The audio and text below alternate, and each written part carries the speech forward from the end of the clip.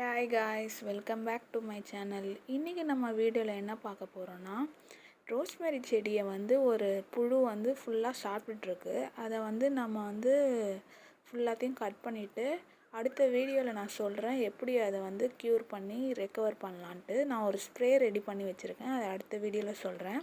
இப்போ நம்ம எப்படி அதை ட்ரீட் பண்ணலான்றது மட்டும் பார்க்கலாம். ஃபர்ஸ்ட் என்ன ஆச்சுன்னு தெரியல, திடீர்னுட்டு ரோஸ்மெரி செடிலாம் கருக ஆரம்பிச்சிருச்சு. மேலே ஒரு கிளை, அதில் வேறு ஒரு புழு இருந்துச்சா. அது எப்படி அது வந்துச்சுன்னே தெரியல. ஒருவேளை அந்த ஸ்மெல்லுக்கு வருதுன்னு நினைக்கிறேன். உங்களுக்கு தெரியும்னு நினைக்கிறேன். நல்லா ஜூம் பண்ணி காமிக்கிறேன் பாருங்கள்.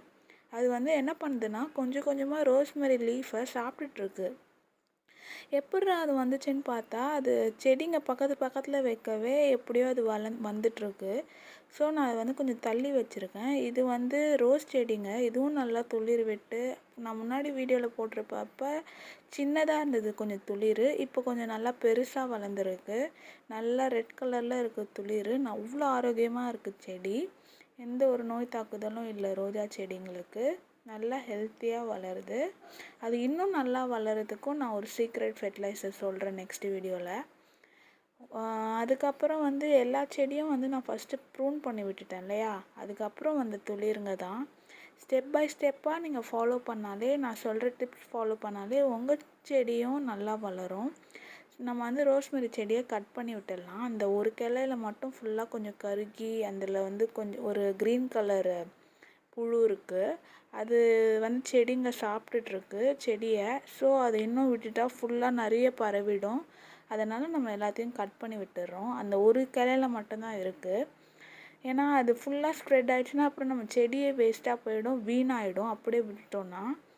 ஸோ நம்ம அதை கட் பண்ணி விட்டுட்டா அதுக்கப்புறம் வேறு கிளைங்களும் வளரும், செடியும் நல்லா ஹெல்த்தியாக வளரும். வேறு எந்த நோய் தாக்குதலும் ஆகாது.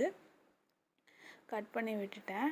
கட் பண்ணிட்ட பிறகு அதை நீங்கள் யூஸ் கூட பண்ணிக்கலாம். அந்த புழுவை மட்டும் எடுத்துகிட்டு ஹேர் ஸ்ப்ரேவாக யூஸ் பண்ணுறாங்க நிறைய பேர். உங்கள் இஷ்டம், நீங்கள் எதை வேணால் யூஸ் பண்ணலாம்.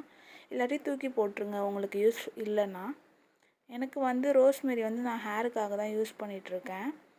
இது ரோஜா செடி. நீங்கள் நல்லா அடுக்காக வளருது பாருங்கள். ஒயிட் ரோஸு நல்லா ஆரோக்கியமாக இருக்குது. நல்லா பெருசாக இருக்குது பூ.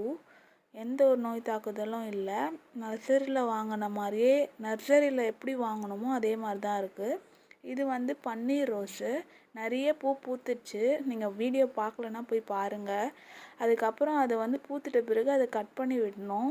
இல்லாட்டி அது துளிர் வேறு வராது. நல்லா கீழே வரைக்கும் 2-3 இலை விட்டு கட் பண்ணி விட்டால் தான் அடுத்த துளிர் விட்டு அடுத்த மொட்டுங்க பூக்கும்.